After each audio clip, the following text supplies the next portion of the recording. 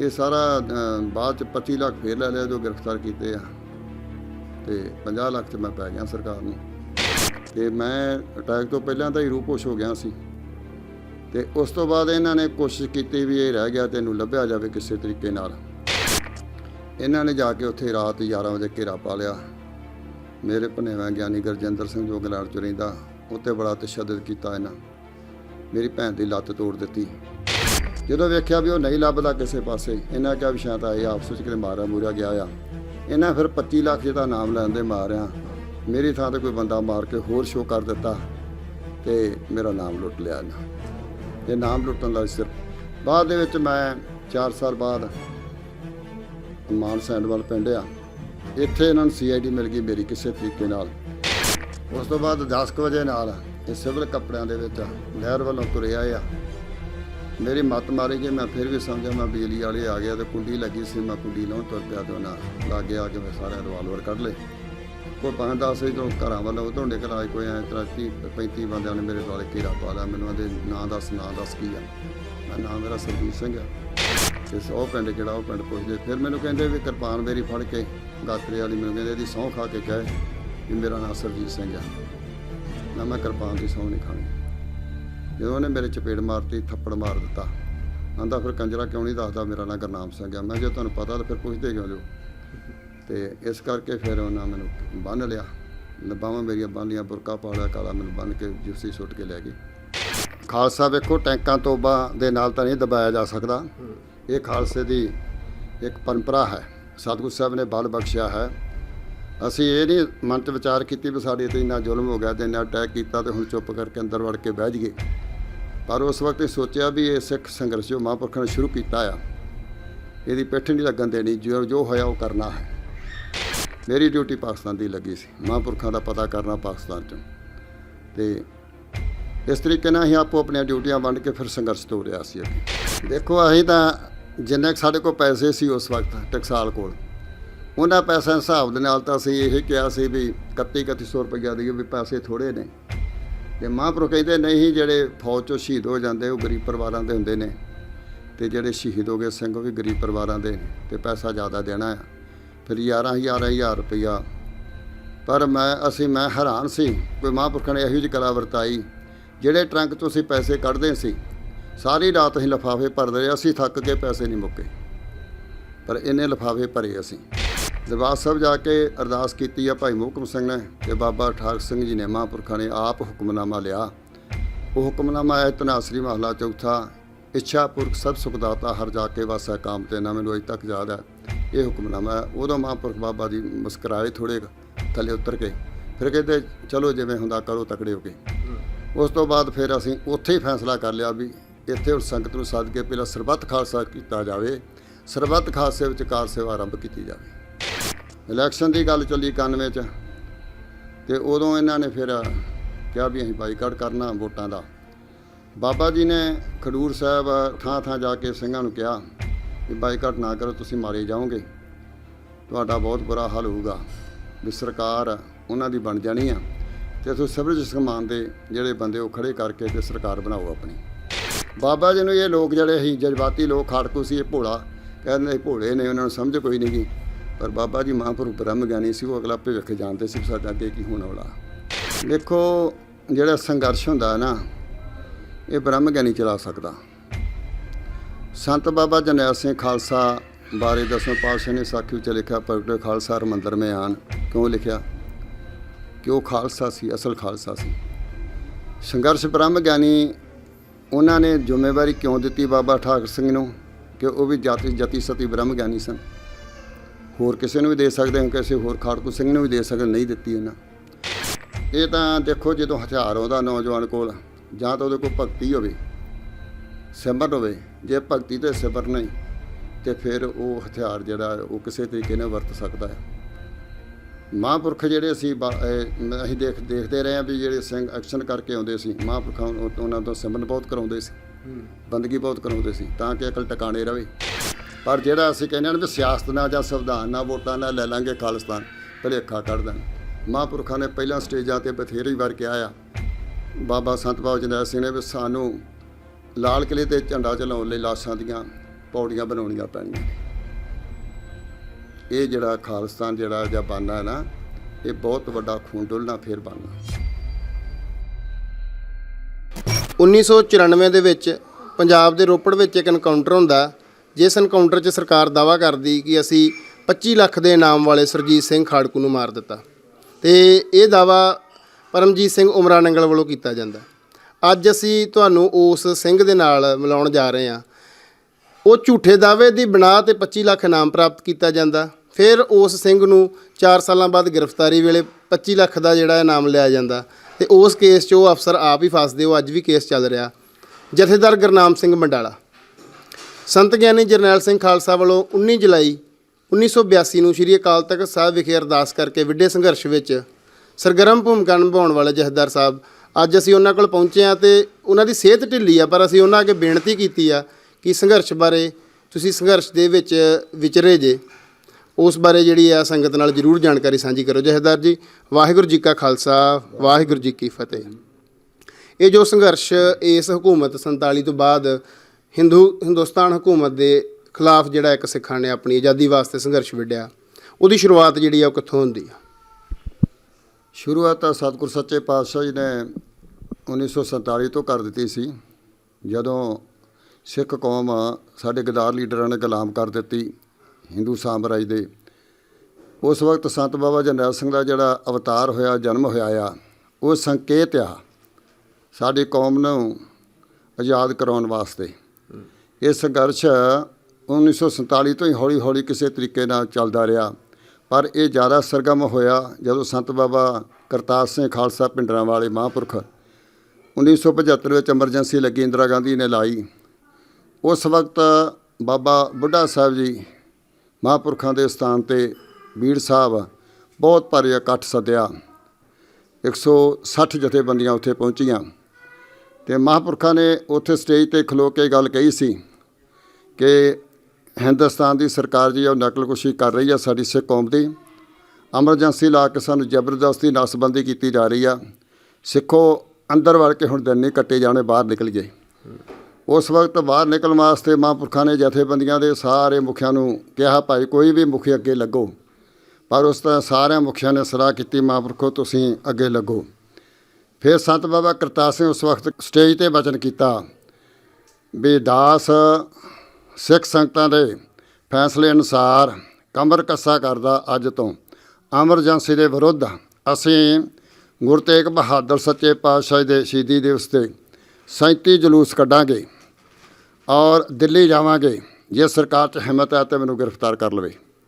ਉਸ ਵਕਤ ਟਕਸਾਲ ਦੀ ਮਹਾਂਪੁਰਖਾਂ ਨੇ ਕਿਹਾ, ਬਚਨ ਕੀਤਾ ਕਿ ਟਕਸਾਲ ਦੀ ਜ਼ਿੰਮੇਵਾਰੀ ਜਿਹੜੀ ਹੈ ਉਹ ਮੇਰੇ ਤੋਂ ਬਾਅਦ, ਜੇ ਮੇਰੇ ਸਰੀਰ ਨੂੰ ਕੋਈ ਅਭਿਨਵੀ ਹੁੰਦੀ ਆ ਤੇ ਮੇਰੇ ਤੋਂ ਬਾਅਦ ਸਾਡੇ ਸਤਿਕਾਰਯੋਗ ਬਾਬਾ ਠਾਕਰ ਸਿੰਘ ਜੀ ਬੈਠੇ ਹਨ, ਉਹ ਟਕਸਾਲ ਦੀ ਸੇਵਾ ਨਿਭਾਉਣਗੇ ਜਾਂ ਕਿਸੇ ਹੋਰ ਸਿੰਘ ਦੀ ਡਿਊਟੀ ਲਾਉਣਗੇ।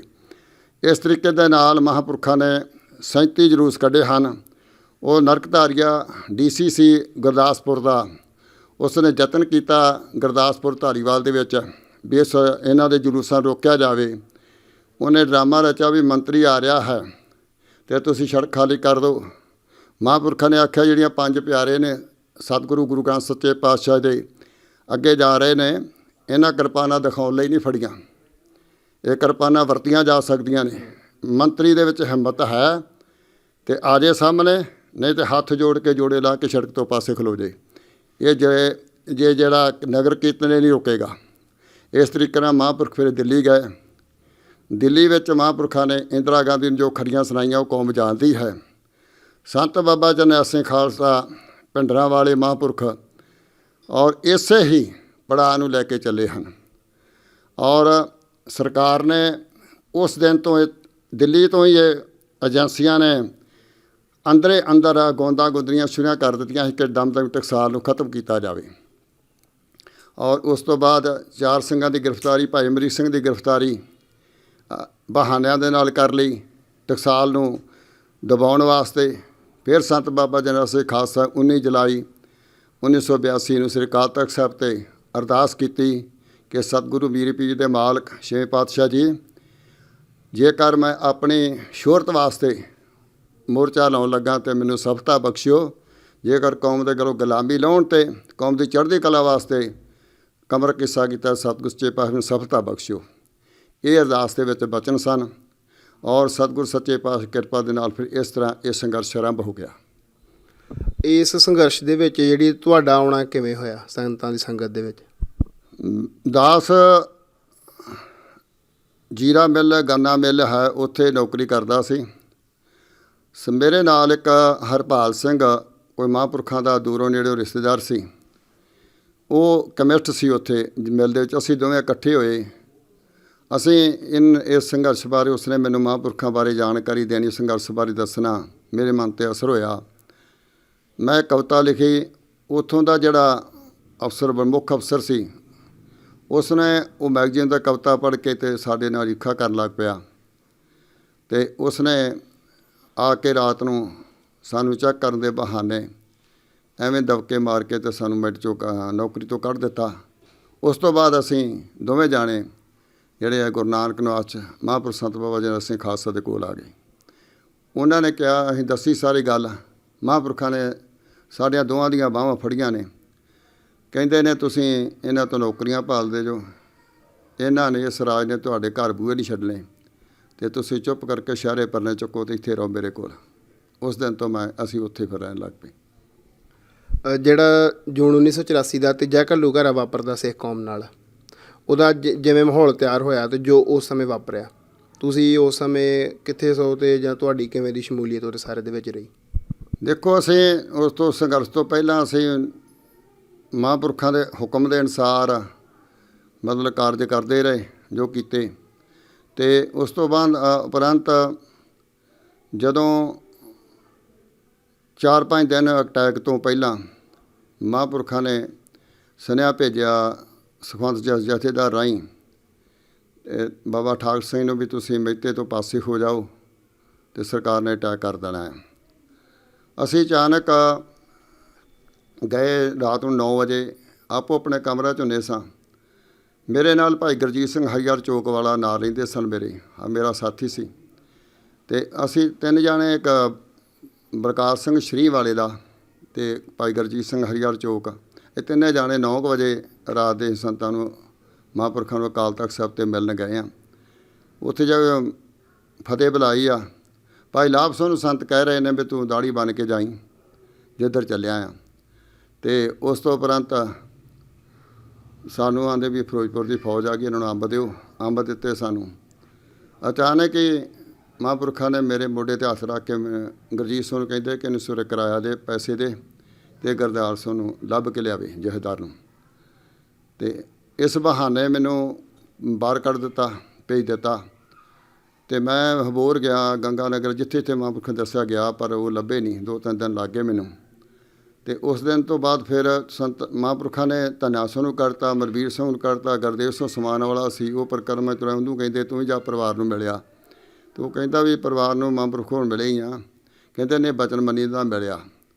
ਉਹ ਫਿਰ ਜਦੋਂ ਗੁਰਦੇਵ ਸਿੰਘ ਆਇਆ ਅਤੇ ਉਹ ਮੱਲਾਂ ਵਾਲੇ ਉਤਰਿਆ ਬੱਸ ਤੋਂ, ਅਤੇ ਉੱਧਰੋਂ ਮੈਂ ਆ ਗਿਆ। ਅਸੀਂ ਇਕੱਠੇ ਹੋ ਗਏ ਉੱਥੇ। ਅਤੇ ਉਹ ਕਹਿੰਦੇ ਵੀ ਚੱਲ ਆ ਜਾ, ਮੈਨੂੰ ਮਹਾਂਪੁਰਖ ਕਹਿੰਦੇ 2 ਦਿਨ ਮਿਲ ਕੇ ਅਤੇ ਪਰਿਵਾਰ ਨਾਲ ਜਾਂਦੇ ਹਾਂ।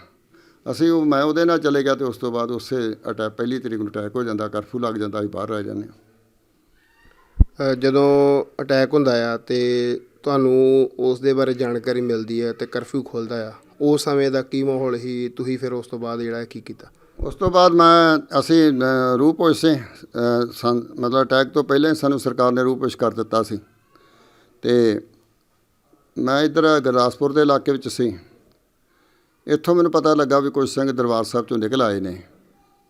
ਅਤੇ ਪਤਾ ਕਰਦਿਆਂ ਮੈਨੂੰ ਪਿੰਡੀ ਬਲੋਚ ਸਾਡੀ ਰਿਸ਼ਤੇਦਾਰ ਸੀ, ਮਾਨ ਸਿੰਘ ਸਿਪਾਹੀ ਹੁੰਦਾ ਸੀ, ਜਥੇਦਾਰ ਸ਼ਹੀਦ ਕਰ ਦਿੱਤਾ ਆ ਸਰਕਾਰ ਨੇ। ਅਤੇ ਉਹਦੇ ਕੋਲ ਪਤਾ ਲੱਗਾ ਵੀ ਉਹਦੇ ਕੋਲ ਸਿੰਘ ਰਹਿੰਦੇ ਨੇ। ਅਤੇ ਦਾਸ ਫਿਰ ਉਹਨਾਂ ਉੱਥੇ ਗਿਆ ਅਤੇ ਭਾਈ ਮੋਹਕਮ ਸਿੰਘ ਹੋਣੀ, ਭਾਈ ਦਲੀਪ ਸਿੰਘ, ਭਾਈ ਧੰਨਾ ਸਿੰਘ, ਭਾਈ ਮਨਵੀਰ ਸਿੰਘ, ਭਾਈ ਬਲਬੀਰ ਸਿੰਘ ਰਾਏਪੁਰ, ਇਹ 10-12 ਸਿੰਘ ਉੱਥੇ ਦਾਸ ਨੂੰ ਮਿਲੇ ਆ।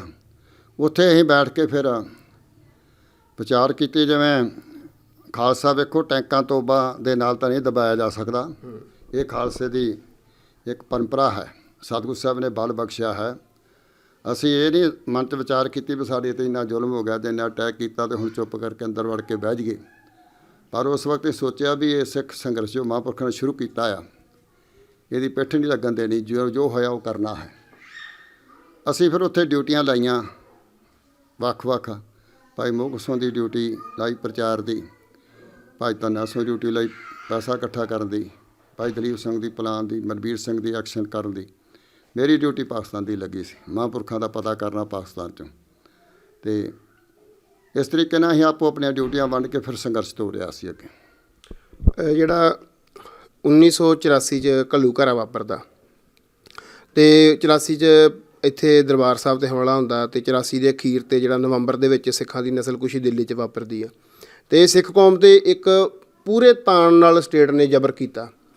ਉਸ ਤੋਂ ਸਾਲ ਇੱਕ ਦੇ ਵਕਫੇ ਤੋਂ ਬਾਅਦ ਕੇਸਰੀ ਦਸਤਾਰਾਂ ਦਾ ਹੜ੍ਹ ਆਉਂਦਾ ਆ ਸੱਚਖੰਡ ਸ੍ਰੀ ਹਰਿਮੰਦਰ ਸਾਹਿਬ, ਸ੍ਰੀ ਅਕਾਲ ਤਖ਼ਤ ਸਾਹਿਬ ਦੇ ਸਾਹਮਣੇ।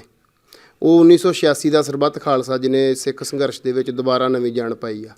ਤੁਸੀਂ ਉਸ ਸਰਬੱਤ ਖਾਲਸਾ ਕਰਾਉਣ ਵਾਲਿਆਂ ਦੇ ਜਾਂ ਉਹਦੇ ਵਿੱਚ ਤੁਸੀਂ ਮੋਹਰਲੀ ਕਤਾਰ 'ਚ ਰਹੇ ਹੋ, ਉਹਦੇ ਬਾਰੇ ਥੋੜ੍ਹੀ ਜਾਣਕਾਰੀ ਦਿਓ ਕਿ ਉਹ ਕਿਹਨਾਂ ਨੇ ਉਦਮ ਕੀਤਾ, ਕੀ ਸੋਚ ਬਣੀ ਵੀ ਉਹ ਜਿਹੜਾ ਸਰਬੱਤ ਖਾਲਸਾ ਹੋਇਆ।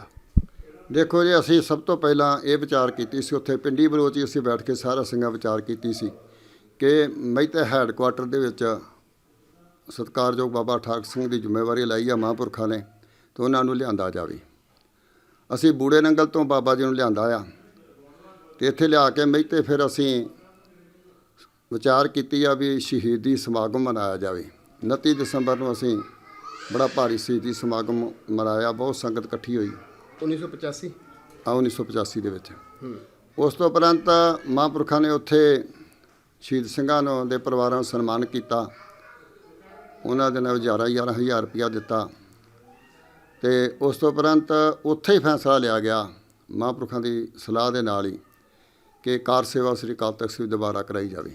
ਇੱਥੇ ਮੈਂ ਤੁਹਾਨੂੰ ਰੋਕਦਾ, ਇਹ ਅੱਗੇ ਫਿਰ ਚੱਲਦੇ ਆ। ਜਿਹੜੀ ਉੱਥੇ 11,000 ਰੁਪਇਆ ਦਾ ਤੁਸੀਂ ਜ਼ਿਕਰ ਕੀਤਾ ਹੈ ਕਿ ਖਜ਼ਾਨੇ ਮਸਤਾਨੇ ਆ, ਅਤੇ ਉਹ ਕਿਵੇਂ ਬੰਦੋਬਸਤ ਇੰਨੀ ਵੱਡੀ ਰਕਮ ਦਾ, ਉਹਦੇ ਬਾਰੇ ਜ਼ਰੂਰ ਜਾਣਕਾਰੀ ਦਿਓ ਵੀ ਸੰਤਾਂ ਦੇ ਬੋਲਾਂ 'ਚ ਜਿਹੜੀ ਤਾਕਤ ਹੁੰਦੀ ਆ। ਦੇਖੋ, ਅਸੀਂ ਤਾਂ ਜਿੰਨੇ ਕੁ ਸਾਡੇ ਕੋਲ ਪੈਸੇ ਸੀ ਉਸ ਵਕਤ ਟਕਸਾਲ ਕੋਲ, ਉਹਨਾਂ ਪੈਸਿਆਂ ਦੇ ਹਿਸਾਬ ਦੇ ਨਾਲ ਤਾਂ ਅਸੀਂ ਇਹ ਕਿਹਾ ਸੀ ਵੀ 3100 ਰੁਪਈਆ ਦੀ ਵੀ ਪੈਸੇ ਥੋੜ੍ਹੇ ਨੇ। ਅਤੇ ਮਹਾਂਪੁਰਖ ਕਹਿੰਦੇ ਨਹੀਂ, ਜਿਹੜੇ ਫੌਜ 'ਚੋਂ ਸ਼ਹੀਦ ਹੋ ਜਾਂਦੇ ਉਹ ਗਰੀਬ ਪਰਿਵਾਰਾਂ ਦੇ ਹੁੰਦੇ ਨੇ, ਅਤੇ ਜਿਹੜੇ ਸ਼ਹੀਦ ਹੋ ਗਏ ਸਿੰਘ ਉਹ ਵੀ ਗਰੀਬ ਪਰਿਵਾਰਾਂ ਦੇ ਨੇ, ਅਤੇ ਪੈਸਾ ਜ਼ਿਆਦਾ ਦੇਣਾ ਆ। ਫਿਰ 11,000 ਰੁਪਈਆ।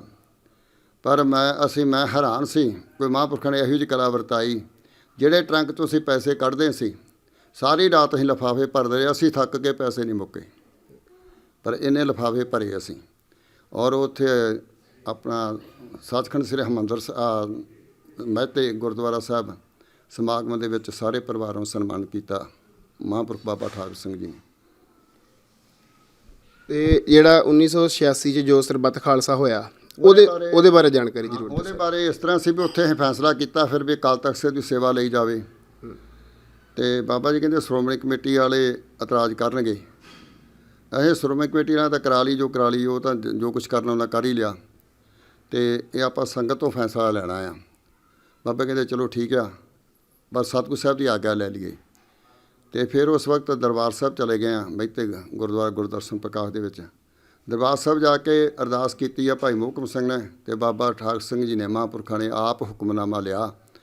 ਉਹ ਹੁਕਮਨਾਮਾ ਹੈ ਧਨਾਸਰੀ ਮਹਲਾ ਚੌਥਾ, ਇੱਛਾ ਪੁਰਖ ਸਭ ਸੁਖਦਾਤਾ ਹਰ ਜਾ ਕੇ ਵਾਸਾ ਕਾਮ ਤੇ ਨਾ, ਮੈਨੂੰ ਅਜੇ ਤੱਕ ਯਾਦ ਹੈ ਇਹ ਹੁਕਮਨਾਮਾ। ਉਦੋਂ ਮਹਾਂਪੁਰਖ ਬਾਬਾ ਜੀ ਮੁਸਕਰਾਏ ਥੋੜ੍ਹੇ ਥੱਲੇ ਉਤਰ ਕੇ, ਫਿਰ ਕਹਿੰਦੇ ਚਲੋ ਜਿਵੇਂ ਹੁੰਦਾ ਕਰੋ ਤਕੜੇ ਹੋ ਕੇ। ਉਸ ਤੋਂ ਬਾਅਦ ਫਿਰ ਅਸੀਂ ਉੱਥੇ ਹੀ ਫੈਸਲਾ ਕਰ ਲਿਆ ਵੀ ਇੱਥੇ ਹੁਣ ਸੰਗਤ ਨੂੰ ਸੱਦ ਕੇ ਪਹਿਲਾਂ ਸਰਬੱਤ ਖਾਲਸਾ ਕੀਤਾ ਜਾਵੇ, ਸਰਬੱਤ ਖਾਲਸੇ ਵਿੱਚ ਕਾਰ ਸੇਵਾ ਆਰੰਭ ਕੀਤੀ ਜਾਵੇ।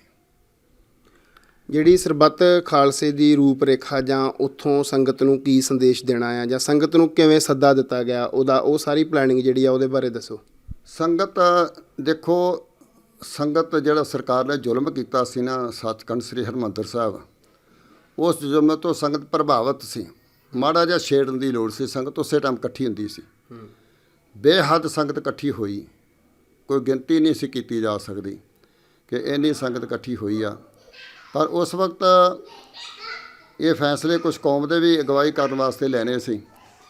ਉਹ ਮਹਾਂਪੁਰਖਾਂ ਤੋਂ ਪੁੱਛਿਆ ਗਿਆ, ਬਾਬਾ ਜੀ ਤੋਂ, ਵੀ ਜਥੇਦਾਰ ਬਣਾਇਆ ਜਾਵੇ ਅਕਾਲ ਤਖ਼ਤ ਸਾਹਿਬ ਦਾ, ਕਿਉਂਕਿ ਇਹਨਾਂ ਜਥੇਦਾਰਾਂ 'ਤੇ ਸਾਨੂੰ ਇਤਬਾਰ ਨੇ, ਅਕਾਲੀ ਜੋ ਜੀ ਬਣਾਉਂਦੇ ਨੇ, ਅਤੇ ਉਹ ਸਰਕਾਰ ਨਾਲ ਮਿਲ ਕੇ ਚੱਲਦੇ ਆ। ਅਤੇ ਜਥੇਦਾਰ ਹੁਣ ਸਰਬੱਤ ਖਾਲਸਾ 'ਚ ਨਿਯੁਕਤ ਕੀਤਾ ਜਾਵੇ।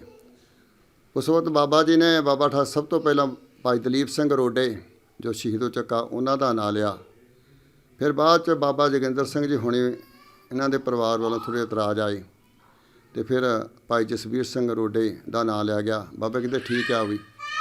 ਫਿਰ ਇਹਨਾਂ ਨੂੰ ਬਾਬਾ ਆਪਾਂ ਜਸਵੀਰ ਸਿੰਘ ਰੋਡੇ ਨੂੰ ਨਿਯੁਕਤ ਕੀਤਾ ਗਿਆ। ਐਕਟਿੰਗ ਤਾਂ ਜਿਹੜਾ ਆ ਉਹ ਫਿਰ ਭਾਈ ਗੁਰਦੇਵ ਸਿੰਘ ਕਾਉਂਕਰ ਨੂੰ ਨਿਯੁਕਤ ਕੀਤਾ ਗਿਆ। ਇਸ ਤਰੀਕੇ ਨਾਲ ਸਰਬੱਤ ਖਾਲਸੇ ਦੇ ਵਿੱਚ ਇਹ ਕੌਮ ਦੀ ਅਗਵਾਈ ਕਰਨ ਲਈ ਸਾਰਾ ਪਲਾਨ ਬਣਾਇਆ ਗਿਆ ਔਰ ਇਸ ਤਰੀਕੇ ਨਾਲ ਸਤਿਗੁਰੂ ਸਾਹਿਬ ਨੇ ਕਿਰਪਾ ਕੀਤੀ। ਫਿਰ ਉਸ ਤੋਂ ਬਾਅਦ ਅਸੀਂ ਵਿਚਾਰ ਕੀਤੀ ਵੀ ਕਿਸੇ ਤਰੀਕੇ ਦੇ ਨਾਲ ਇਹੋ ਜਿਹਾ ਸਿਸਟਮ ਬਣਾਇਆ ਜਾਵੇ ਵੀ ਮਹਿਤੇ ਪਾਠੀ ਸਿੰਘ ਵੀ ਤਿਆਰ ਕੀਤੇ ਜਾਣ, ਕੀਰਤਨ ਵਾਲੇ ਸਿੰਘ ਵੀ ਤਿਆਰ ਕੀਤੇ ਜਾਣ। ਜਿਵੇਂ ਟਕਸਾਲ ਦਾ ਪਹਿਲਾਂ ਕੰਮ ਚੱਲਦਾ ਉਹਨੂੰ ਚਲਾਇਆ ਜਾਵੇ ਅਤੇ ਮਹਿਤੇ ਕੋਈ ਖਾੜਕੂ ਨਾ ਜਾਵੇ, ਮਹਿਤੇ ਨੂੰ ਬਚਾਇਆ ਜਾਵੇ ਹਰ ਤਰੀਕੇ ਨਾਲ, ਕਿਉਂਕਿ ਸਰਕਾਰ ਦੀ ਜਿਹੜੀ ਅੱਖ ਸੀ ਉਹ ਮਹਿਤੇ 'ਤੇ ਸੀ, ਟਕਸਾਲ 'ਤੇ ਸੀ ਅਤੇ ਟਕਸਾਲ ਨੂੰ ਕਿਸੇ ਤਰੀਕੇ ਨਾਲ ਬਚਾਇਆ ਜਾਵੇ। ਅਸੀਂ ਫਿਰ ਉਸ ਟਕਸਾਲ ਨੂੰ ਉਸ ਬਚਾਉਣ ਵਾਸਤੇ ਅਸੀਂ ਫਿਰ KCF ਅਤੇ ਪੰਥਕ ਕਮੇਟੀਆਂ ਇਹ ਨਿਯੁਕਤ ਕੀਤੀਆਂ ਕਿ ਕੌਮ ਦੀ ਅਗਵਾਈ ਕਰਨਗੀਆਂ ਅਤੇ ਐਕਸ਼ਨ ਪਲਾਨ ਵੀ ਜਿਹੜੀ ਆ ਉਹ ਕਮਾਂਡੋ ਫੋਰਸ ਕਰੂਗੀ। ਇਸ ਤਰੀਕੇ ਨਾਲ ਫਿਰ ਇਹ ਕੰਮ ਚੱਲਿਆਗਾ। ਜਿਹੜੀ ਪੰਥਕ ਕਮੇਟੀ 'ਚ 5 ਨਾਮ ਜਿਹੜੇ ਸਾਹਮਣੇ ਆਉਂਦੇ ਆ, ਉਹ ਨਾਮ ਸੰਗਤ ਜਿਹੜੇ ਸੰਘਰਸ਼ ਬਾਰੇ ਪੜ੍ਹਦੇ ਉਹ ਜਾਣਦੇ ਨੇ। ਕਾਫੀ ਲੋਕ ਜਿਹੜੇ ਨਹੀਂ ਜਾਣਦੇ, ਉਹ 5 ਨਾਮ ਦੱਸੋ ਅਤੇ ਉਹ 5 ਨਾਮਾਂ ਦੇ ਉੱਤੇ ਸਹਿਮਤੀ ਜਿਹੜੀ ਆ ਉਹ ਕਿਵੇਂ ਬਣੀ ਆ? ਇਸ ਕਿਉਂਕਿ ਉਸ ਵਕਤ ਬਾਬਾ ਜੋਗਿੰਦਰ ਸਿੰਘ ਉਹ ਵੀ ਕੌਮ ਦੇ ਵਿੱਚ ਸੇਵਾ ਕਰ ਰਹੇ ਸਨ ਅਤੇ ਹੋਰ ਵੀ ਕਈ ਜਥੇਬੰਦੀਆਂ ਸੇਵਾ ਕਰਦੀਆਂ ਸਨ। ਉਹ ਫਿਰ ਸਾਰਿਆਂ ਦੀ ਸਲਾਹ ਦੇ ਨਾਲ ਇਹ ਜਿਹੜੇ ਨਾਮ ਸਾਹਮਣੇ ਆ ਫੋਟੋ 'ਤੇ ਆ, ਹਾਂ ਤੁਸੀਂ ਇਹ ਦੱਸ ਦਿਓ ਜ਼ਰੂਰ। ਇਹ ਬਾਬਾ ਗੁਰਬਚਨ ਸਿੰਘ ਜੀ ਮਾਨੂੰਚਾਲ ਆ ਅਤੇ ਇਹ ਹਾਂਜੀ ਆ ਪਹਿਲੇ ਸਿੰਘ ਜਿਹੜੇ ਆ ਬਾਬਾ ਗੁਰਬਚਨ ਸਿੰਘ ਮਾਨੂੰਚਾਲ ਅਤੇ ਦੂਸਰੇ ਸਿੰਘ ਭਾਈ ਵਸਣ ਸਿੰਘ ਜੀ ਆ, ਤੀਸਰੇ ਸਿੰਘ ਭਾਈ ਗੁਰਦੇਵ ਸਿੰਘ ਸਮਾਨ ਵਾਲਾ ਅਤੇ ਚੌਥੇ ਸਿੰਘ ਭਾਈ ਰੂੜ ਸਿੰਘ ਅਤੇ ਭਾਈ ਧੰਨਾ ਸਿੰਘ ਜੀ ਬਾਹਰ ਆ। ਇੱਥੇ ਫੋਟੋ ਨਹੀਂ ਉਹਨਾਂ ਦੀ, ਉੱਤੇ ਫੋਟੋ ਮੇਰੀ ਆ ਤੁਸੀਂ ਹੋ? ਹਾਂਜੀ। ਅਤੇ ਭਾਈ ਜਸਵੀਰ ਸਿੰਘ ਦੌਲਤਪੁਰ ਦਾ ਨਾਲ ਬਾਬਾ ਜੀ ਦੇ ਨਾਲ ਅਸੀਂ ਆਏ ਹਾਂ ਅਤੇ ਇੱਧਰ ਇਸ ਪਾਸੇ ਕਾਲੋਂ ਬੈਠਾ। ਅਤੇ ਅਸੀਂ ਉਸ ਵਕਤ ਇਹ ਪੰਥਕ ਕਮੇਟੀ ਬਣਾਈ ਸੀ ਵੀ ਜਿਹੜਾ ਸਾਡੀ ਆਵਾਜ਼ ਆ ਜਿਹੜੀ ਅੰਦਰ ਦੀ ਉਹ ਪਬਲਿਕ ਦੇ ਵਿੱਚ ਦੱਸਣ ਵਾਸਤੇ ਮਤਲਬ ਅਗਵਾਈ ਕਰੇ। ਪਰ ਕੁਛ ਕਾਰਨ ਦੇ ਕਾਰਨ ਜੇ ਸਿੱਖ ਕੌਮ ਦੀ ਮਾੜੀ ਕਿਸਮਤ ਕਿ ਚੌਧਰਾਂ ਦੀਆਂ ਭਾਵਨਾ ਲੈ ਕੇ ਸਾਡੇ ਵਿੱਚ ਜਿਹੜਾ ਸੋਹਣ ਸਿੰਘ ਸੀ ਉਹ ਆ ਰਲ ਚੁੱਕਿਆ। ਉਹਨੇ ਇਸ ਤਰੀਕੇ ਦੇ ਨਾਲ ਇਸ ਪੰਥਕ ਕਮੇਟੀ ਨੂੰ ਖੇਰੂ ਕੀਤਾ। ਪਹਿਲਾਂ ਤਾਂ ਉਸਨੇ ਜ਼ੋਰ ਲਾਇਆ ਖਾਲਿਸਤਾਨ ਦਾ ਐਲਾਨ ਕਰੋ। ਬਾਬਾ ਜੀ ਨਹੀਂ ਸੀ ਸਹਿਮਤ ਖਾਲਿਸਤਾਨ ਦੇ ਐਲਾਨ 'ਤੇ।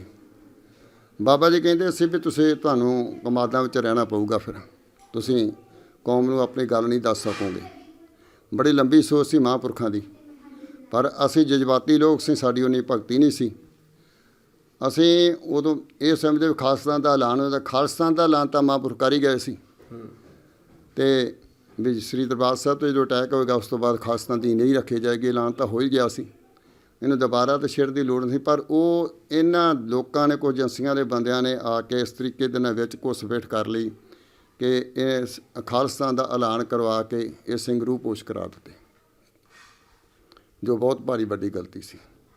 ਅਤੇ ਉਸ ਸਮੇਂ ਜਿਹੜੀ ਸਿੱਖ ਸਟੂਡੈਂਟ ਫੈਡਰੇਸ਼ਨ ਆ, ਭਾਈ ਅਮਰੀਕ ਸਿੰਘ ਦੀ ਸ਼ਹੀਦੀ ਹੁੰਦੀ, ਸੰਤਾਂ ਦੇ ਵੇਲੇ ਵੀ ਫੈਡਰੇਸ਼ਨ ਕਾਫੀ ਸਰਗਰਮ ਕਹਿ ਸਕਦੇ ਹਾਂ ਪੰਜਾਬ ਦੇ ਵਿੱਚ ਰਹੀ ਆ। ਅਤੇ ਜਦੋਂ ਇਹ ਸਰਬੱਤ ਖਾਲਸੇ ਦਾ ਐਲਾਨ ਹੁੰਦਾ ਉਸ ਸਮੇਂ ਫੈਡਰੇਸ਼ਨ ਦੀ ਕੀ ਮਤਲਬ ਹਾਲਤ ਸੀ, ਕਿਵੇਂ ਦੇ ਸੰਬੰਧ ਸਨ ਟਕਸਾਲ ਨਾਲ, ਸੰਘਰਸ਼ ਦੇ ਪ੍ਰਤੀ ਫੈਡਰੇਸ਼ਨ ਦੀ ਜਿਹੜੀ ਕੀ ਪਲਾਨਿੰਗ ਸੀ?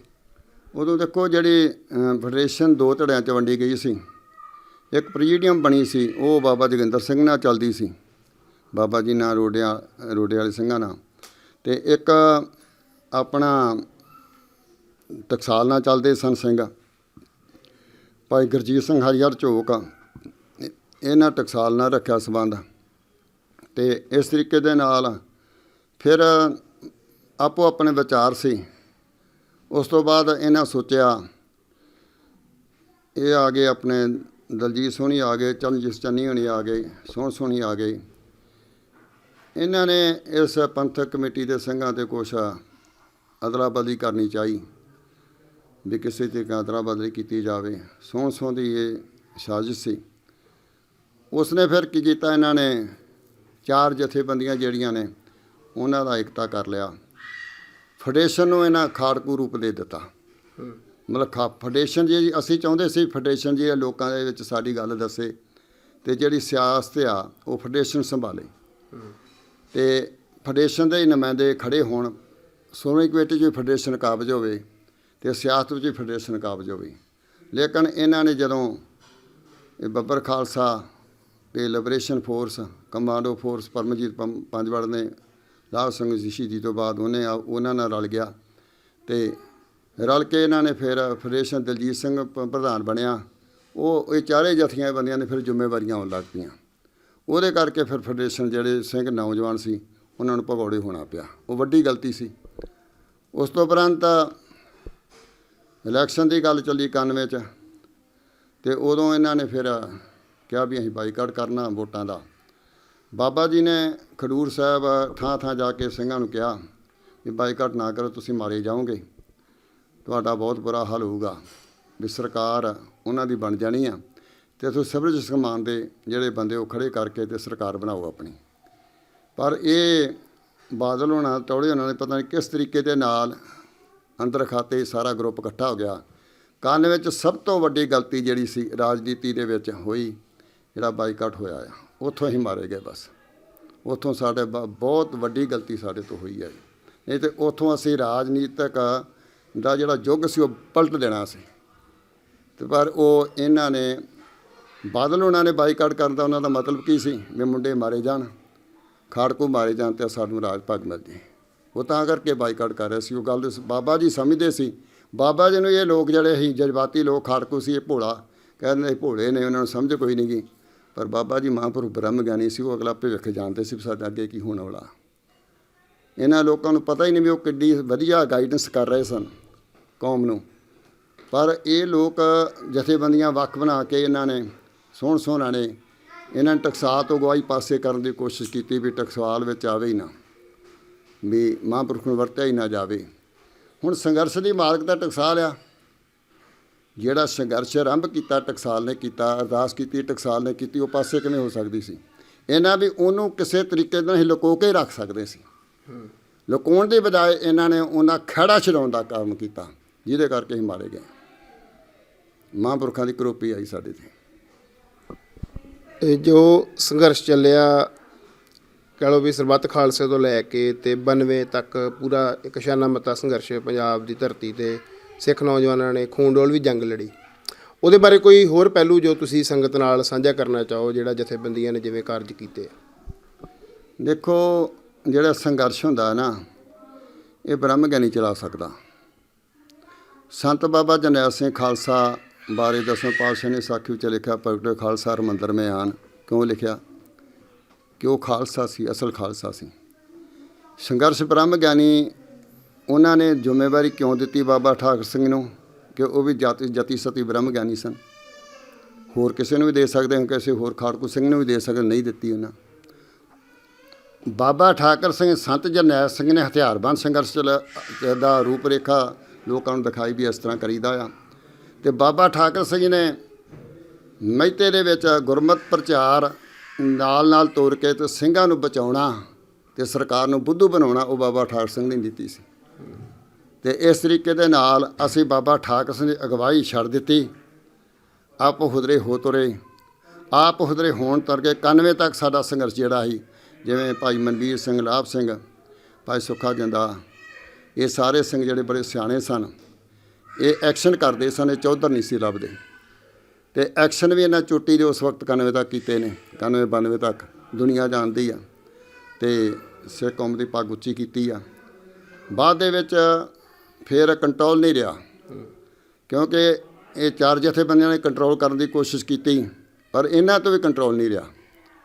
ਸਿੰਘ ਆਪ ਉਧਰੇ ਹੋ ਗਏ, ਜਿਹੜਾ ਜਾਵੇ ਉਹ ਜਨਰਲ, ਜਿਹੜਾ ਜਾਵੇ ਉਹ ਜਨਰਲ। ਫਿਰ ਐਕਸ਼ਨ ਘੱਟ ਹੁੰਦੇ ਸੀ ਅਤੇ ਪਿੰਡਾਂ ਵਿੱਚ ਗਿਣਤੀ ਜ਼ਿਆਦਾ ਹੋ ਗਈ। ਮਹਾਂਪੁਰਖਾਂ ਇੱਕ ਵਾਰੀਆਂ ਭਾਈ ਅਮਰੀਕ ਸਿੰਘ ਜੀ ਕਹਿੰਦੇ ਮਹਾਂਪੁਰਖਾਂ ਨੂੰ ਵੀ ਫੈਡਰੇਸ਼ਨ ਨੂੰ ਹਥਿਆਰ ਦਿਓ ਸਾਰੇ ਸਿੰਘਾਂ ਨੂੰ।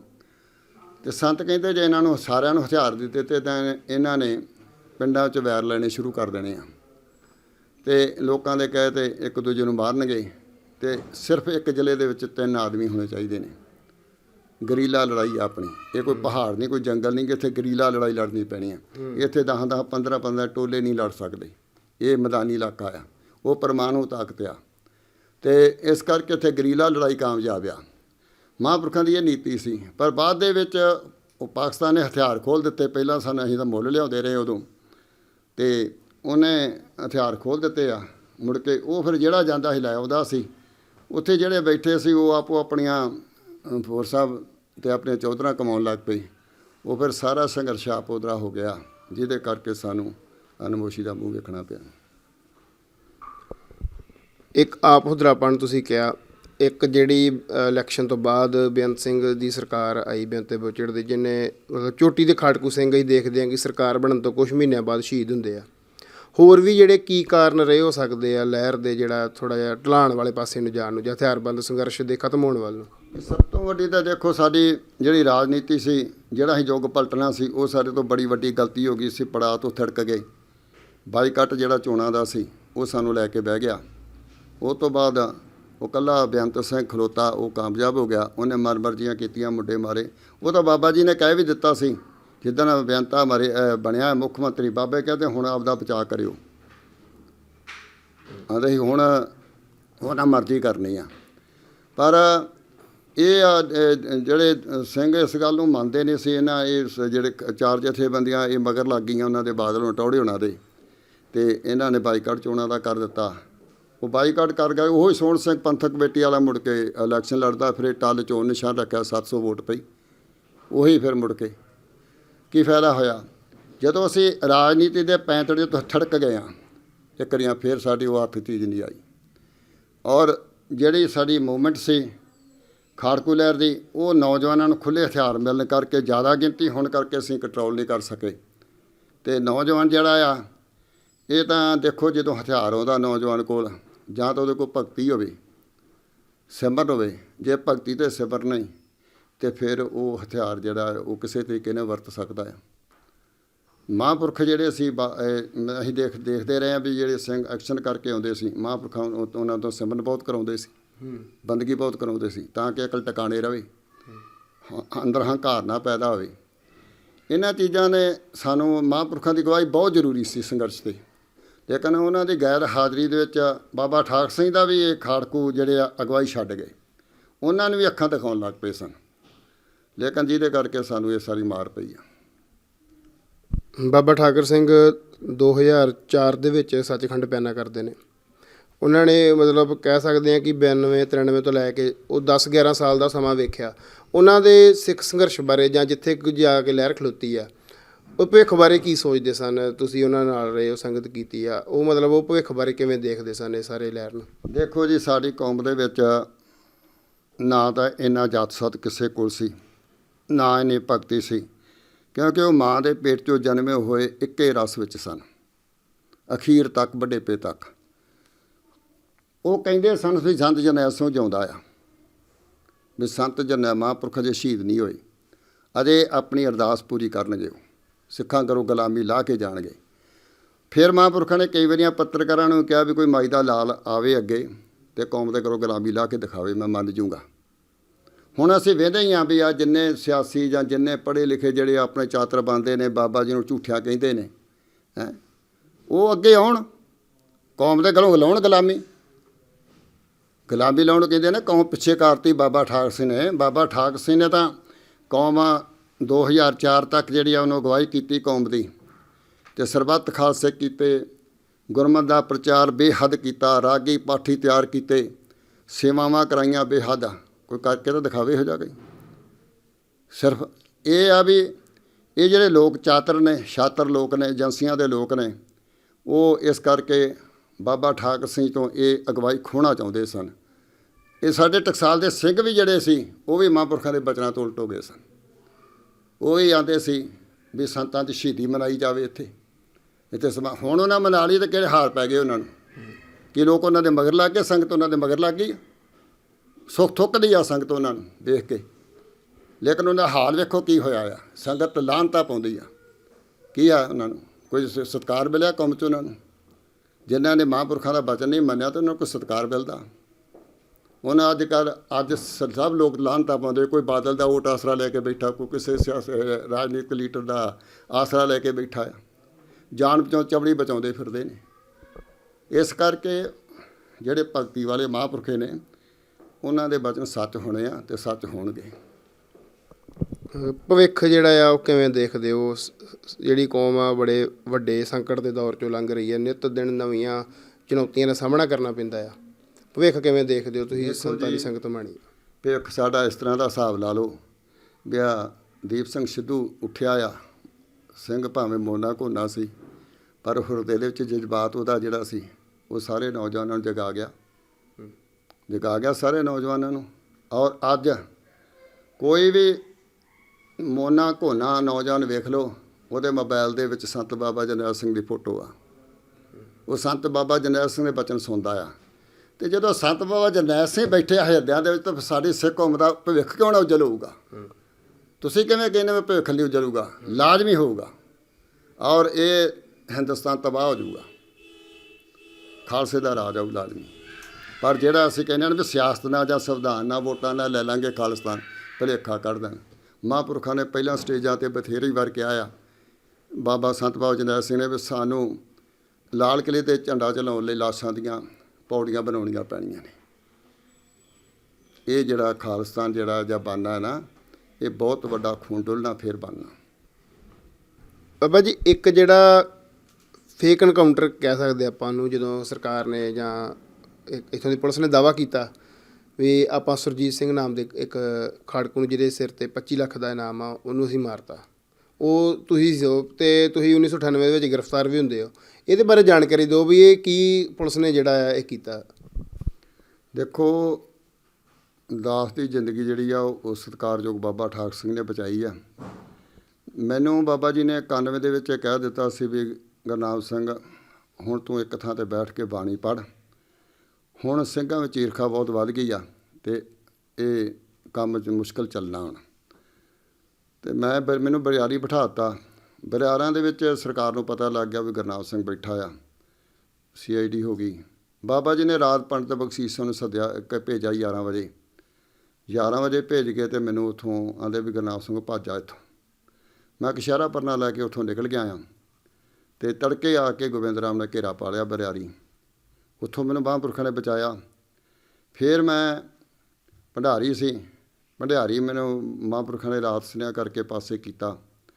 ਇਸ ਤਰ੍ਹਾਂ 2-3 ਥਾਈਂ ਮੈਨੂੰ ਬਾਬਾ ਜੀ ਨੇ ਬਚਾਇਆ। ਮਹਾਂਪੁਰਖਾਂ ਦੀ ਅੰਤਰਜਾਮਤਾ ਸਮਝ ਲਓ, ਉਹਨਾਂ ਦੀ ਭਗਤੀ ਸਮਝ ਲਓ। ਫਿਰ ਬਾਬਾ ਜੀ ਮੈਨੂੰ ਕਹਿੰਦੇ ਵੀ ਤੇਰੇ ਕੋਲ ਤੇਰੇ ਰਿਸ਼ਤੇਦਾਰ ਹੈਗੇ ਆ ਅਤੇ ਉਹਨਾਂ ਕੋਲ ਬਹਿ ਜਾ, ਚੁੱਪ ਕਰਕੇ ਤੇ ਬਾਣੀ ਪੜ੍ਹੀ ਅੰਦਰ, ਅਤੇ ਸਤਿਗੁਰੂ ਸਾਹਿਬ ਜੀ ਤੇਰੀ ਰੱਖਿਆ ਕਰਨਗੇ। ਮੈਂ ਫਿਰ ਮੇਰਾ ਆਪਦੇ ਸਾਂਢੂ ਕਰਮ ਸਿੰਘ ਕੋਲ, ਜੋ ਗਿਆਨੀ ਨਵਤੇਜ ਸਿੰਘ ਦਾ ਪਿਤਾ ਆ, ਇਹਨਾਂ ਦੇ ਕੋਲ ਆ ਗਿਆ। ਅਤੇ ਇੱਥੇ ਮੈਂ ਫਿਰ 8-10 ਸਾਲ ਰਿਹਾ। ਇੱਥੇ 8-10 ਸਾਲ ਰਹਿੰਦੇ ਸਰਕਾਰ ਨੂੰ ਮੇਰਾ ਬਾਅਦ ਵਿੱਚ ਨਾਂ ਜਿਹੜਾ ਸ਼ੋਅ ਹੋਇਆ, ਗੁਰਨਾਮ ਸਿੰਘ ਬਡਾਲਾ ਆ, ਬੜਾ ਪੁਰਾਣਾ ਸਿੰਘ ਆ ਜੀ। ਅਤੇ ਮੈਂ ਅਟੈਕ ਤੋਂ ਪਹਿਲਾਂ ਤਾਂ ਹੀ ਰੂਪੋਸ਼ ਹੋ ਗਿਆ ਸੀ। ਅਤੇ ਉਸ ਤੋਂ ਬਾਅਦ ਇਹਨਾਂ ਨੇ ਕੋਸ਼ਿਸ਼ ਕੀਤੀ ਵੀ ਇਹ ਰਹਿ ਗਿਆ ਅਤੇ ਇਹਨੂੰ ਲੱਭਿਆ ਜਾਵੇ ਕਿਸੇ ਤਰੀਕੇ ਨਾਲ।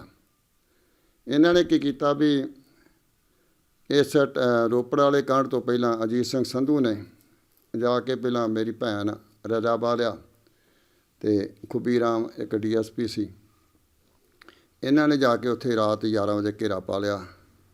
ਮੇਰੇ ਭਣੇਵਾਂ ਗਿਆਨੀ ਗੁਰਜਿੰਦਰ ਸਿੰਘ ਜੋ ਇੰਗਲੈਂਡ 'ਚ ਰਹਿੰਦਾ, ਉੱਤੇ ਬੜਾ ਤਸ਼ੱਦਦ ਕੀਤਾ ਇਹਨਾਂ। ਮੇਰੀ ਭੈਣ ਦੀ ਲੱਤ ਤੋੜ ਦਿੱਤੀ। ਜੋਗਿੰਦਰ ਸਿੰਘ ਇੰਸਪੈਕਟਰ ਸੀ, ਉਸਨੇ ਮਰੋੜ ਕੇ ਲੱਤ ਤੋੜ ਦਿੱਤੀ। ਬੜੇ ਤਸੀਹੇ ਦਿੱਤੇ ਸਾਰੇ ਪਰਿਵਾਰ ਨੂੰ। ਉੱਥੋਂ ਇਹਨਾਂ ਨੂੰ ਕੋਈ ਸੁਰਾਖ ਨਾ ਮਿਲਿਆ। ਉਸ ਵਕਤ ਬਰਸੀ ਸੀ ਮਹਿਤੇ, ਅਤੇ ਬਾਬਾ ਸਟੇਜ 'ਤੇ ਬੈਠੇ ਸੀ, ਅਤੇ ਬਾਬਾ ਜੀ ਉੱਠ ਕੇ ਆ ਗਏ।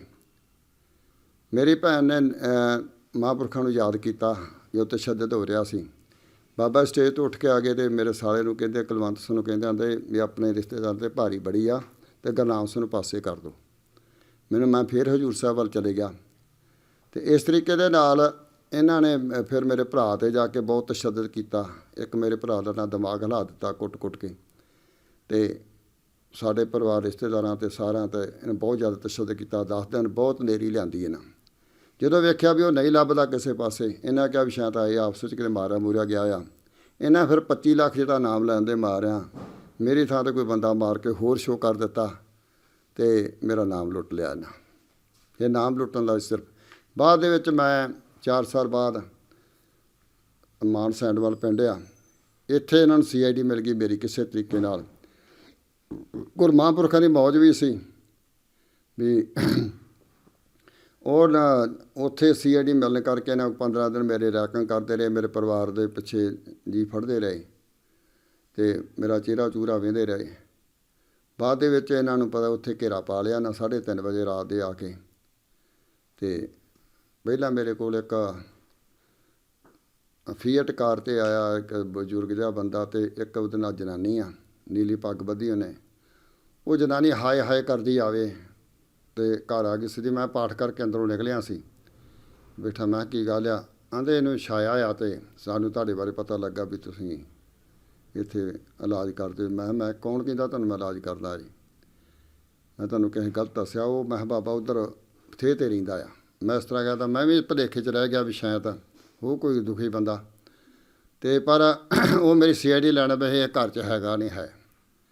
ਉਸ ਤੋਂ ਬਾਅਦ 10 ਕੁ ਵਜੇ ਨਾਲ ਇਹ ਸਿਵਲ ਕੱਪੜਿਆਂ ਦੇ ਵਿੱਚ ਨਹਿਰ ਵੱਲੋਂ ਤੁਰਿਆ ਆ। ਮੇਰੀ ਮੱਤ ਮਾਰੀ ਗਈ। ਮੈਂ ਫਿਰ ਵੀ ਸਮਝਿਆ ਮੈਂ ਬਿਜਲੀ ਵਾਲੇ ਆ ਗਿਆ ਤੇ ਕੁੰਡੀ ਲੱਗੀ ਸੀ, ਮੈਂ ਕੁੰਡੀ ਲਾਉਣ ਤੁਰ ਪਿਆ ਤੇ ਉਹਨਾਂ ਲਾਗੇ ਆ ਕੇ ਮੈਂ ਸਾਰੇ ਰਿਵਾਲਵਰ ਕੱਢ ਲਏ। ਕੋਈ 5-10 ਇੱਧਰੋਂ ਘਰਾਂ ਵੱਲੋਂ ਉੱਧਰੋਂ ਨਿਕਲ ਆਏ। ਕੋਈ ਐਂ ਤਰ੍ਹਾਂ 30-35 ਬੰਦਿਆਂ ਨੇ ਮੇਰੇ ਦੁਆਲੇ ਘੇਰਾ ਪਾ ਲਿਆ। ਮੈਨੂੰ ਆਂਦੇ ਨਾਂ ਦੱਸ ਕੀ ਆ? ਮੈਂ ਨਾਂ ਮੇਰਾ ਸਰਜੀਤ ਸਿੰਘ ਆ। ਆਂਦੇ ਪਿਓ ਦਾ ਨਾਂ? ਮੈਂ ਪਿਓ ਦਾ ਨਾਂ ਸ਼ਿੰਗਾਰਾ ਸਿੰਘ। ਕਿਹੜਾ ਪਿੰਡ? ਮੈਂ ਪਿੰਡ ਹੈ ਮਾਨ ਸੈਂਡਵਾਲ। ਸਰਪੰਚ ਕੌਣ ਹੈ? ਮੈਂ ਸਰਪੰਚ ਸੁੱਖਾ। ਤੇ ਮੈਂਬਰ? ਮੈਂ ਮੈਂਬਰ ਅਮਰੀਕ ਸਿੰਘ ਸਾਡੇ ਗੁਆਂਢ ਆ। ਮੈਂ ਹੁਣ 10 ਸਾਲ ਦਾ ਰਹਿਣ ਡਿਆ, ਮੈਨੂੰ ਪਤਾ ਲੱਗਾ ਸਾਰਾ। ਤੇ ਉਹ ਪਿੰਡ ਕਿਹੜਾ? ਉਹ ਪਿੰਡ ਪੁੱਛਦੇ। ਫਿਰ ਮੈਨੂੰ ਕਹਿੰਦੇ ਵੀ ਕਿਰਪਾਨ ਮੇਰੀ ਫੜ ਕੇ ਗਾਤਰੇ ਵਾਲੀ ਮੈਨੂੰ ਕਹਿੰਦੇ ਇਹਦੀ ਸਹੁੰ ਖਾ ਕੇ ਕਹਿ ਵੀ ਮੇਰਾ ਨਾਂ ਸਰਜੀਤ ਸਿੰਘ ਆ। ਮੈਂ ਕਿਰਪਾਨ ਦੀ ਸਹੁੰ ਨਹੀਂ ਖਾਣੀ। ਜਦੋਂ ਉਹਨੇ ਮੇਰੇ ਚਪੇੜ ਮਾਰਤੀ, ਥੱਪੜ ਮਾਰ ਦਿੱਤਾ।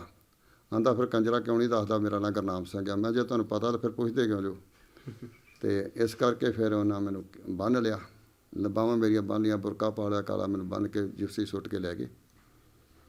ਇਸ ਤਰ੍ਹਾਂ ਦੀ ਗੱਲ। ਫਿਰ ਤੇ ਉਸ ਤੋਂ ਬਾਅਦ ਜੇ ਤੁਹਾਡੇ 'ਤੇ ਕੇਸ ਚੱਲਿਆ ਤਾਂ ਜਿਹੜਾ ਤੁਹਾਡੀ ਗ੍ਰਿਫਤਾਰੀ ਤੋਂ ਬਾਅਦ ਜਿਹੜਾ ਰੌਲਾ ਪਿਆ ਮੀਡੀਆ 'ਚ ਤੇ ਜਿਨ੍ਹਾਂ ਨੇ ਉਹ ਕੋਈ ਇਨਕਾਊਂਟਰ 'ਚ ਹੋਰ ਨੌਜਵਾਨ ਮਾਰਿਆ ਸੀ, ਉਹ ਕੇਸ ਦੋਵਾਂ ਬਾਰੇ ਥੋੜ੍ਹੀ ਜਿਹੀ ਜਾਣਕਾਰੀ ਦਿਓ। ਉਹ ਕੇਸ ਫਿਰ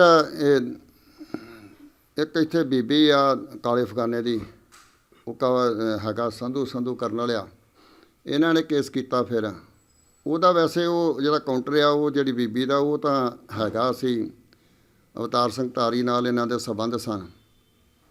ਤੇ ਉਹ ਆਪਸੇ ਅਵਤਾਰ ਸਿੰਘ ਧਾਰੀ ਨਾਲ ਆਪਸ ਵਿੱਚ ਹੀ ਰੰਜਿਸ਼ ਕਰਕੇ ਮਰਿਆ ਸੀ, ਇਹਨਾਂ ਹੀ ਮਾਰਿਆ ਸੀ। ਪਰ ਮੇਰਾ ਉਹਦਾ ਕਾਊਂਟਰ ਦਾ ਮਹੀਨੇ ਕੁ ਦਾ ਫਰਕ ਆ, ਪਰ ਉਹ ਮੇਰੇ ਥਾਂ 'ਤੇ ਸ਼ੋਅ ਕਰਦੇ ਆ।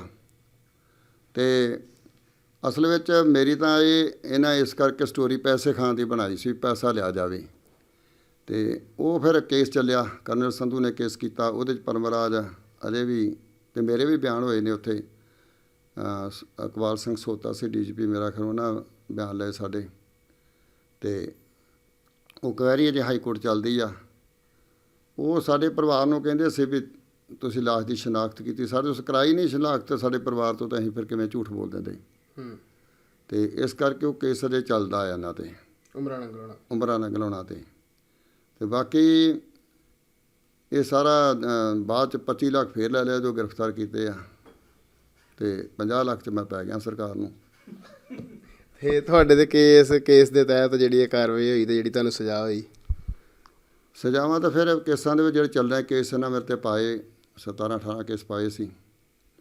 ਉਹਦੇ ਸਤਿਗੁਰੂ ਸਾਹਿਬ ਦੀ ਕਿਰਪਾ ਦੇ ਨਾਲ ਕਿਸੇ 'ਚ ਸਜ਼ਾ ਹੋ ਗਈ, ਕਿਸੇ 'ਚ ਕਿਵੇਂ ਹੋ ਗਿਆ, ਤੇ ਕਈ ਬਰੀ ਹੋ ਗਏ ਨੇ। ਤੇ ਉਹ ਮੈਂ 10 ਸਾਲ ਤਕਰੀਬਨ ਮੈਂ 2007 ਵਿੱਚ ਆਇਆ ਬਾਹਰ, 2007 ਅਖੀਰ ਦੇ। ਠੀਕ।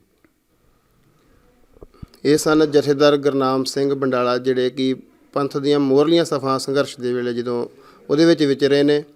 ਇਹਨਾਂ ਨੇ ਸੰਤ ਬਾਬਾ ਜਰਨੈਲ ਸਿੰਘ ਖਾਲਸਾ ਭਿੰਡਰਾਂ ਦੀ ਸੰਗਤ ਮਾਣੀ ਆ, ਸੰਤ ਬਾਬਾ ਠਾਕਰ ਸਿੰਘ ਜੀ ਦੀ ਸੰਗਤ ਮਾਣੀ ਆ। ਤੇ ਉਹ ਅੱਜ ਵੀ ਇਹ ਗੱਲ ਉਹਨਾਂ ਦੇ ਦ੍ਰਿੜ ਨਿਸ਼ਚਾ ਆ ਕਿ ਜਿਵੇਂ ਸਿੱਖ ਨੌਜਵਾਨੀ ਦੇ ਹਿਰਦੇ 'ਚ ਸੰਤ ਵਸਦੇ ਨੇ, ਜਿਵੇਂ ਨੌਜਵਾਨੀ ਸੰਤਾਂ ਦੇ ਬਚਨ ਸੁਣਦੀ ਆ, ਬੋਲ ਸੁਣਦੀ ਆ, ਤੇ ਭਵਿੱਖ ਜਿਹੜਾ ਉੱਜਲ ਹੋਊਗਾ, ਪਰ ਇੱਕ ਲੰਮੇ ਖੂਨ ਡੋਲਵੇਂ ਸੰਘਰਸ਼ ਤੋਂ ਬਾਅਦ ਹੋਊਗਾ। ਜਥੇਦਾਰ ਜੀ ਸਾਡੇ ਨਾਲ ਗੱਲਬਾਤ ਕਰਨ ਲਈ ਚੈਨਲ ਤੇ ਆਉਣ ਲਈ ਬਹੁਤ ਬਹੁਤ ਧੰਨਵਾਦ। ਵਾਹਿਗੁਰੂ ਜੀ ਕਾ ਖਾਲਸਾ, ਵਾਹਿਗੁਰੂ ਜੀ ਕੀ ਫਤਿਹ ਜੀ।